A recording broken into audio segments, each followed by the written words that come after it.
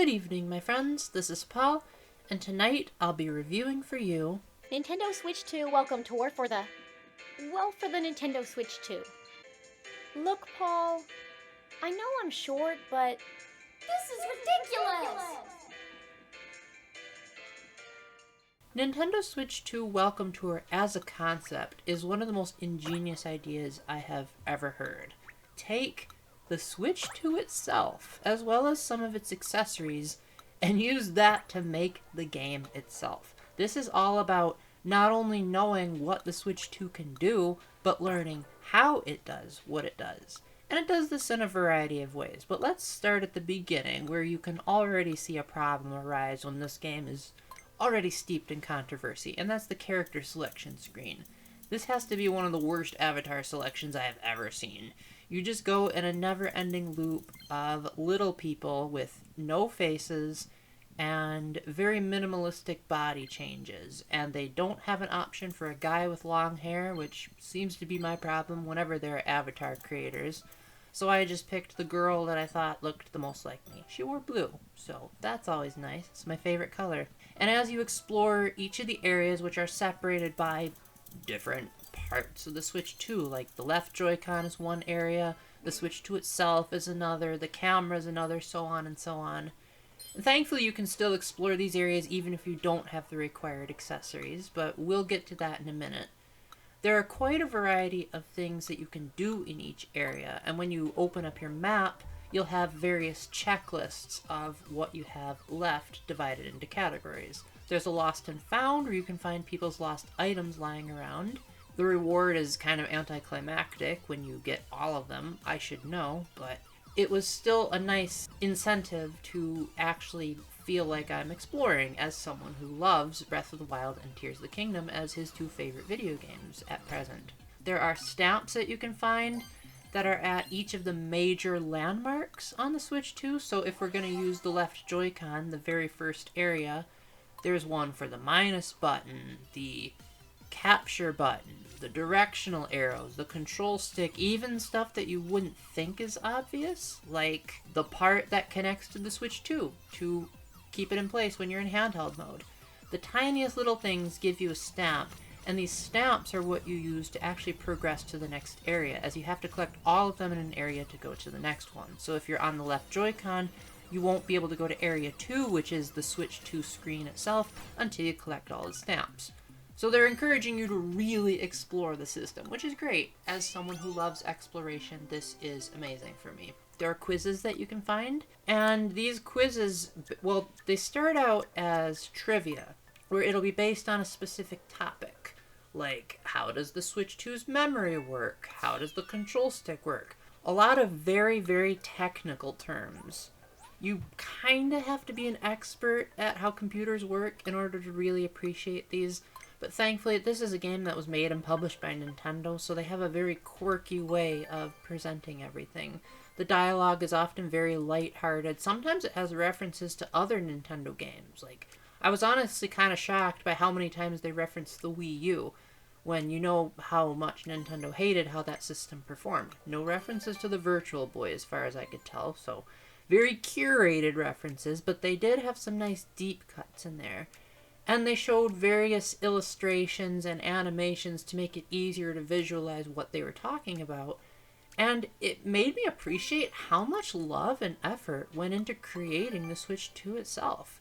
A lot of people are saying that Nintendo is this money-hungry, evil corporation, and, well, I have mixed feelings on that statement, but some of these quizzes help you realize that they're a little bit more human than you're probably thinking. There are even some times where it'll say like, hey, most systems, if they had this much power, they'd be overheating, but here are methods that we used to prevent you from your hands burning. Here are methods that we used for people with small hands to be able to reach the buttons better. Like, tiny little bits of humanity to help you realize, okay, you know what? God created them to have at least a little bit of compassion. Even the most evil people in the world have some good in them, which was nice. And it was also great that if you didn't do good on these quizzes, they would highlight the particular insight that you missed so that you'd be able to reread it at your own pace and be able to say, oh, so that's where I went wrong. Man, I wish they did that in driver's ed. That would have sped things along. And then finally, perhaps the main draw of the whole thing is that you have a variety of tech demos and mini games to showcase various different things about the Switch 2. Like, how does the rumble work? Simulating various effects via rumble. How does the mouse mode work? And this is probably where most of the controversy is going to come in, unfortunately, as some of these mini games and tech demos, honestly, it's pretty hard to tell the difference, so I'll just lump them in the same category. Honestly, some of them are going to require you to spend money on additional accessories or be in very specific environments in order to particularly play them. For example, there's one mini game around the middle part of the game that requires you to have a 4K TV just to play it. And I do have a 4K TV. In fact, when I bought my current TV, which was about $800, I bought that when the Switch 1 was new. And it was a 4K Ultra HD TV that I specifically said, I want to be able to play games, and I want my sister to be able to use Disney Plus. And yet, the Switch 2 only lets me output in 1080p for some reason, even though it's capable of doing 4K. So either I am terrible at setting up my TV, or Nintendo is bad at adapting, because they were like, yeah, nope, you don't have a 4K TV, even though you do, so you can't play this entire minigame. So, but just imagine how other people feel. Like, I was fortunate enough to actually have the software, just not know how to set it up. But what about people who don't have a 4K TV? Are they just going to miss out on what seems like the coolest minigame in the whole collection behind $800 DLC? And who knows how much more expensive they are? I bought mine in like 2017, so yikes. And then there are others that'll require other accessories. Like there's one that requires a camera, and there's another that requires you to be playing loud noises. There are some that require you to be in handheld mode. And it really stinks that even though these make up a small portion of the collection, it's really sad that these minigames are probably the best ones in the game, the way that the exhibitors describe them. And I feel like that's going to be a huge turnoff to people who are completionists. Now, one thing that you can do to get around this is that the better you do in these minigames and tech demos, the more medals that you will get. And you use these medals to just unlock more minigames, or you can use them to unlock more difficult versions of them. And you do get a cheat code. I won't tell you where to get the cheat code, but you can find it in the game. I found it by accident. I didn't look up anything online. I didn't hear anyone saying any rumors. I just was minding my own business, and I'm like, oh, it's a cheat code. Let's use it. And it worked. Anyway, you can input that at each of the exhibitions if you don't have the required technology. So if you don't have a 4K TV, you can input this cheat code to get the medals anyway. The problem is that there'll be silver medals. So people who are completionists are probably going to be really mad at that, because they're like, you're telling me that my checklist has to look incomplete just because I don't want to spend $800 on a 4K TV. I can see now why people wanted this to be a pack-in title, because now that makes it even worse if they're charging $10 for all of this. However, despite all of the negativity around certain minigames being locked, I do think that if you want to learn more about the technical aspects of the Switch 2, this is a really impressive package. Like, there's some amazing trivia that you can find out. Like, every little detail was so carefully thought out. And there are times where it does seem like the game is bragging, where they're like, oh, the Switch 2 is so much more powerful than the Switch 1. Here's a side-by-side to show you just how much better we did this time around. And I like it. I like the know-how behind, oh, okay, that's what the CPU looks like. That's what this terminology means. This is the difference between 60 frames and 30 frames. And it honestly helped me to appreciate other games even better. And when I went back to my laptop to look things up, and even to prepare for this video, I was subconsciously using the skills that I learned in mouse mode on this. Speaking of mouse mode, honestly, I felt like these minigames were the worst part of the experience, as I had very mixed results trying to get them to work. And I tried mouse mode on a variety of different surfaces. I had a hardcover book, I had a footrest for the sofa, I had a sofa cushion, I had my carpet, I had my legs, and I just could not seem to find a reliable surface that got the Joy-Cons to work properly. Either that or I'm just bad at mouse mode, or maybe I'm just not a hardcore PC gamer, and if I were used to that, then maybe I'd be better. I feel like when I was just selecting things from a menu, being able to take my time and go slowly, it worked perfectly fine. But whenever it required extra skill, like doing something quickly, it didn't seem to work very well. And they said, hey, you know those wrist straps that we always beg and plead you to use in all of our motion controlled games? They make the mouse mode easier. I didn't notice any particular difference.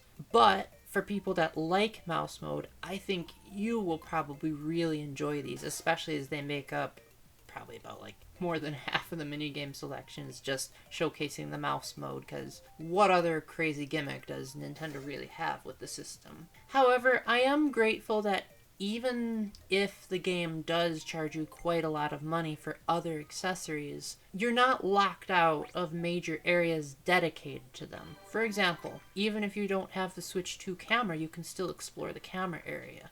You just won't be able to play the minigame that requires you to use the camera.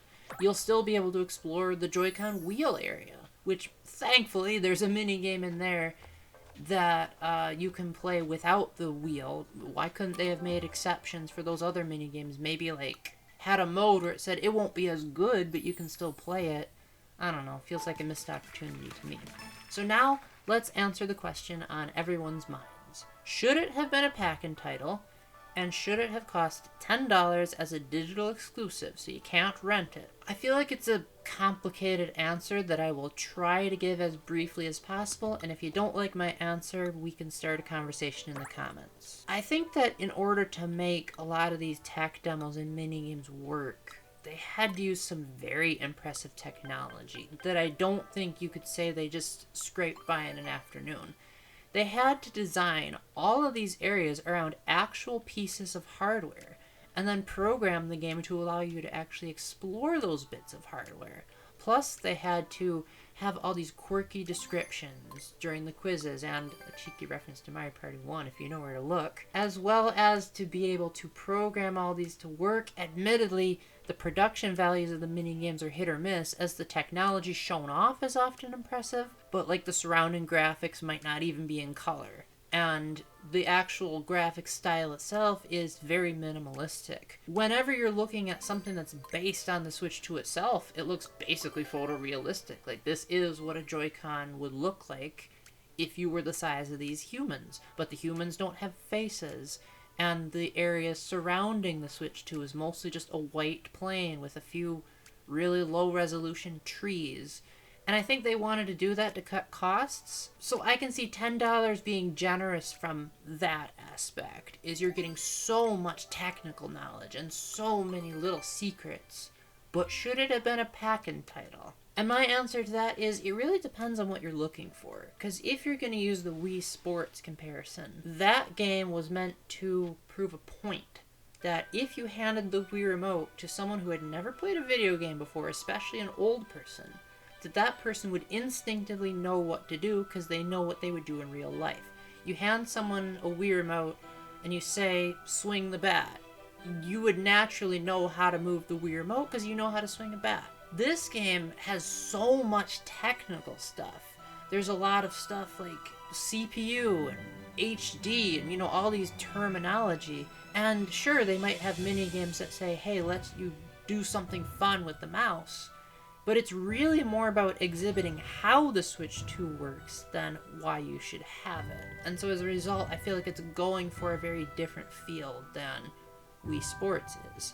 And as far as if you had played this as the only game on your Switch 2 because it was a pack-in title, I don't know how much fun you'd have. It really all depends on, do you want to read through a lot of text explaining how magnetic currents work?